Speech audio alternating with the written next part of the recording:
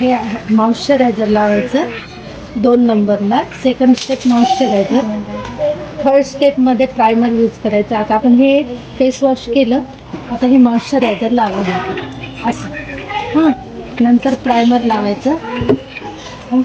ज्या ठिकाणी आपल्याला डाग वाटतात तिथे ना कन्सिलर यूज करायचं. असं करायचं. हां, कन्सिलर झाल्यानंतर फाउंडेशन यूज करायचं. ब्लेंडर वॉश करायचं, ब्लेंडरनी ब्लेंड करायचं. ते झालं. नंतर फाउंडेशन घ्यायचं. मीडियम कलर आहे ना, मीडियम शेड घेतला. तुला यापेक्षा व्हाईट पाहिजे असेल तर तू व्हाईट पण घेऊ शकते. फाउंडेशन लावल्यानंतर असं घेऊ.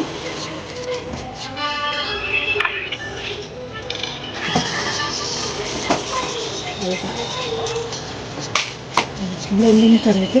मग नंतर बीच पावडर लाव किंवा कॉन्टॅक्ट लावायचं. कस्टमर डेमो म्हणून जेव्हा तिला खरेदी करायचं असते तर ते यूज कसं करायचं हे सौंदर्य एम्पोरियममध्ये सांगण्यात येते. काही लोकांना थोडंसं माहिती नसते यूज करायचं.